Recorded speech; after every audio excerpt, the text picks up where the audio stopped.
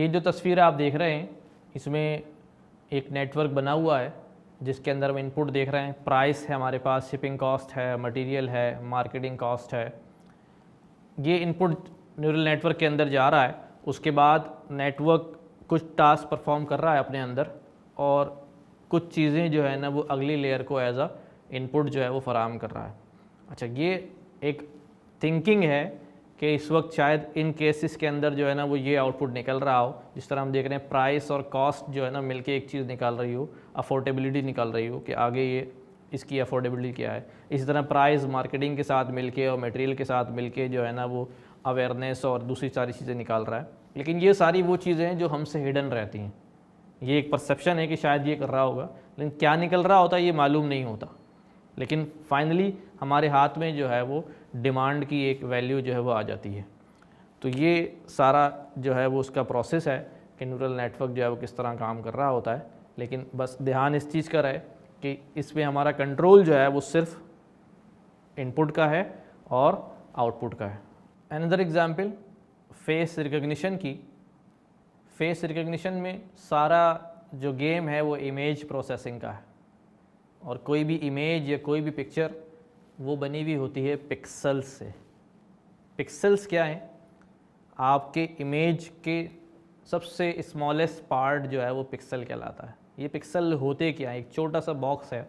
ये क्या होता है? ये पिक्सल कंप्राइज होते हैं RGB वैल्यूज़ पर, red, green and blue values. Her pixel की कोई ना कोई इमेज में वैल्यू होती है। जो भी इमेज में आपको कलर नज़र आ रहा होता है वो इस RGB न्यूमेरिक वैल्यूज़ होती है, R, G और B।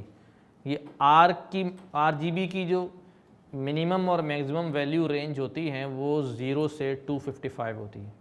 अगर आपके पास R, G और B की तमाम वैल्यूज़ मैक्सिमम हो जाएं तो it gives a dark spot black colour. लेकिन अगर ये तमाम वैल्यूज़ 0 हो जाएं तो it gives a sharp white space. तो RGB ये पिक्चर सारी की सारी जो है पिक्सल्स में फॉर्म होती है। और पिक्सल्स क्या है?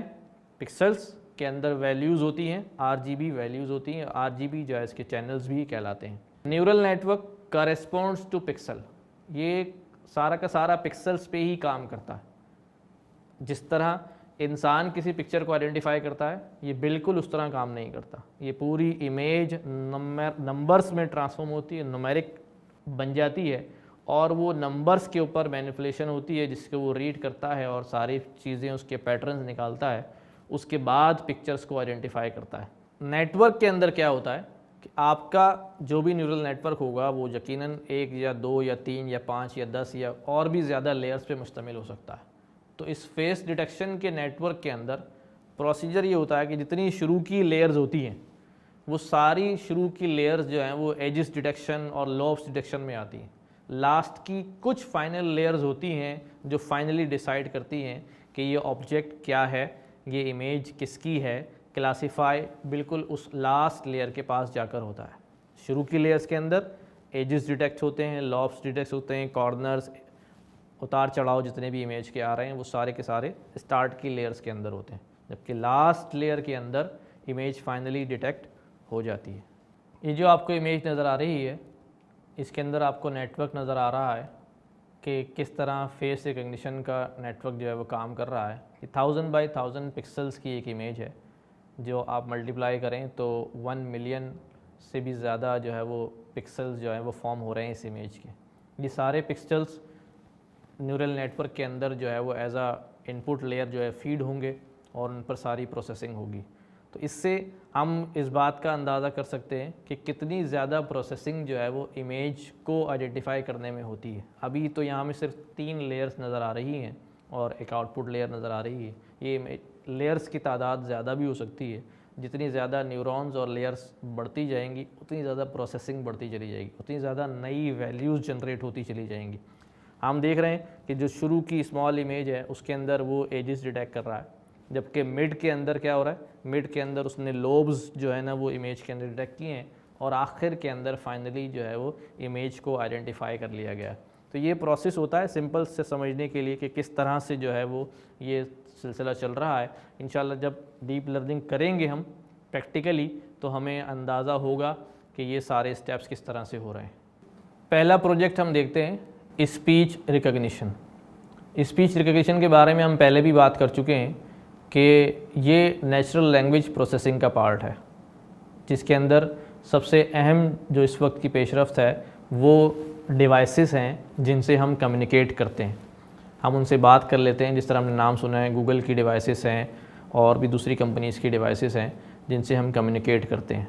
तो हम देखते हैं कि इसका वर्कफ्लो क्या होता है। स्पीच रिकग्निशन का एक कोई प्रोजेक्ट हो, इसका वर्कफ्लो क्या है, कैसे ये स्टेप बाय स्टेप चलता है। These are the key steps of Alexa और इको डिवाइस। कि पहले स्टेप में डाटा कलेक्शन हो रही है, दूसरे स्टेप में मॉडल को ट्रेन किया जा रहा है और तीसरे स्टेप में मॉडल को डिप्लॉय किया जा रहा है। मैं इसको रिपीट कर दूं, पहला स्टेप क्या है कि डाटा कलेक्ट किया जाएगा, दूसरा स्टेप क्या है कि मॉडल को ट्रेन किया जाएगा। अच्छा, ये ट्रेनिंग एक बार नहीं होगी, ये बहुत बार होगी, बहुत सारी इटरेशंस इसके अंदर होंगी और जब सेटिस्फैक्ट्री रिजल्ट आ जाएंगे तो फिर इस मॉडल को डिप्लॉय किया जाएगा। These are the 3 steps: collecting data, training model and deployment of model. This is another example of machine learning project, जिसके अंदर हमने सेल्फ ड्राइविंग कार की एग्जाम्पल आपको नज़र आ रही है ली है। इसके अंदर भी क्या हो रहा है, पहले स्टेप में हम देख रहे हैं कि डाटा कलेक्ट हो रहा है, दूसरे स्टेप में हम देख रहे हैं कि मॉडल ट्रेन हो रहा है। यहाँ भी मैं रिपीट करूँगा, ट्रेनिंग एक बार नहीं होगी, मल्टीपल टाइम्स आइट्रेशंस चलेंगी और ट्रेनिंग जो है वो चलती रहेगी। किस वक्त तक चलेगी? जिस वक्त तक हमारा मॉडल सेटिस्फैक्ट्री रिजल्ट्स नहीं देता। सेटिस्फैक्ट्री रिजल्ट्स क्या होंगे?